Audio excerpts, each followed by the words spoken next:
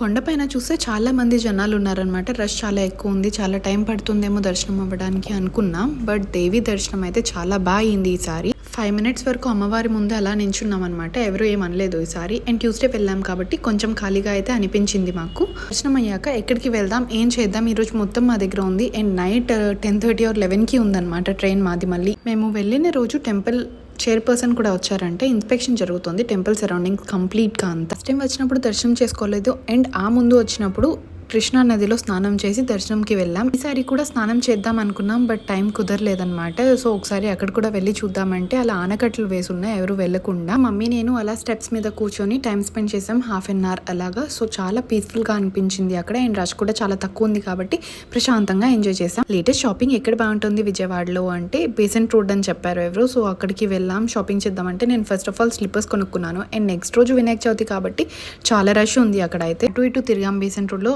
అయిపోయినాక ఆఫ్టర్నూన్ మళ్ళీ రూమ్ కి వెళ్ళి ఫ్రెష్ అయ్యి ఈవినింగ్ అక్క ఏదో చెప్తే కాళేశ్వరరావు మార్కెట్ కి వెళ్ళామన్నమాట. ఆల్రెడీ డాడీకి ఈ ప్లేసెస్ అన్ని తెలుసు కాబట్టి మాకు అంత కష్టం అనిపించలేదు. బట్ వెళ్ళాము, మెటీరియల్స్ ఏం బాగాలేదు. సేమ్ వైజాగ్ లో ఇక్కడ మేము కొనే దగ్గర ఎలా ఉన్నాయో సేమ్ అక్కడ అలా ఉన్నాయి.